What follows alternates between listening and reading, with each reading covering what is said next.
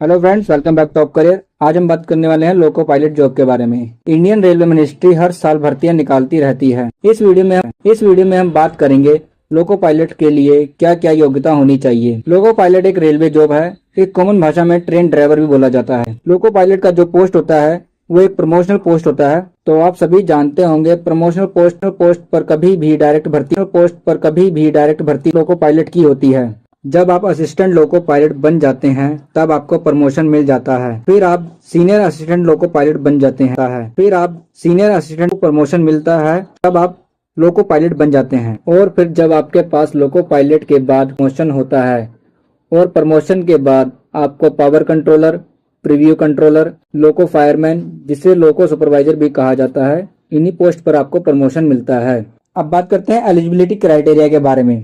सबसे पहले आपको इसके लिए 10th पास होना जरूरी है। किसी भी मान्यता के लिए 10th पास होना जरूरी है। किसी भी मान्यता प्राप्त बोर्ड से स्टूडेंट इसे अप्लाई कर सकता है। साथ ही ITI पास होना भी जरूरी है। अगर ITI नहीं है तो डिप्लोमा होल्डर जो होना जरूरी है। अगर आपने mechanical, electronic, electrician, automobile engineer इनमें से किसी भी ट्रेड से डिप्लोमा या ITI किया है तो आप लोको पायलट बनने के लिए योग्य हैं। और आपका डिप्लोमा या ITI AICTE द्वारा मान्यता प्राप्त होना चाहिए। AICTE का पूरा नाम है the All India Council for Technical Education. बस mechanical, electrician, electronic, automobile engineer इनमें से कोई भी बैचलर डिग्री है तो भी आप अप्लाई कर सकते हैं। अब बात करते हैं एज लिमिट की। एज लिमिट में 18 से 30 साल तक के कैंडिडेट्स अप्लाई कर सकते हैं और रिजर्व कैंडिडेट को कुछ छूट भी मिलती है। जैसे ओबीसी कैटेगरी को 33 साल तक की और SC/ST कैंडिडेट को 35 साल तक की उम्र में छूट दी जाती है। नेक्स्ट बात करते हैं सिलेक्शन प्रोसेस के बारे में। सिलेक्शन प्रोसेस में आपकी 5 स्टेज होती हैं। First stage computer basic test में जो आपके सब्जेक्ट आएंगे, जो क्वेश्चन आएंगे, कितने मार्क्स का होगा ये मैं आपको बता देता हूँ। पहला होगा मैथमेटिक्स जिसमें आपके 20 क्वेश्चन होंगे। सेकंड होगा जनरल इंटेलिजेंस एंड रीजनिंग जो कि आपका 25 क्वेश्चन का होगा। थर्ड होगा आपका जनरल साइंस जिसमें आपके 20 क्वेश्चन होंगे। और फोर्थ होगा जनरल अवेयरनेस जिसमें आपके 10 क्वेश्चन होंगे। और इसका जो एग्जाम टाइमिंग होगा वो 60 मिनट का होगा। टोटल आपके 75 क्वेश्चन आएंगे। 75 क्वेश्चन में के आपके 75 मार्क्स होंगे। जैसे कि हमने बात करी थी सिलेक्शन प्रोसेस के बारे में, first, second, third, fourth, fifth, 5 stage के बारे में। सेकंड स्टेज है कंप्यूटर बेस्ड टेस्ट।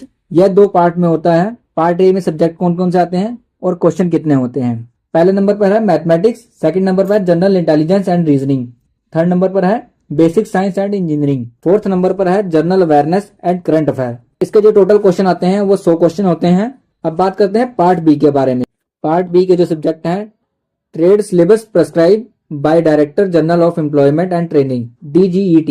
ये क्वेश्चन आपका 75 नंबर का होता है। पार्ट ए का जो एग्जाम टाइम होता है वो 90 मिनट का होता है और पार्ट बी का जो एग्जाम टाइम होता है वो 60 मिनट का होता है। यहाँ पर जो क्वेश्चन पूछे जाएंगे जो आपने ITI, डिप्लोमा या बैचलर डिग्री में पढ़े होंगे उसी से रिलेटेड होते हैं। अब बात करते हैं थर्ड नंबर की, कंप्यूटर बेस्ड एप्टीट्यूड टेस्ट। इस टेस्ट में आपका विजन टेस्ट होगा।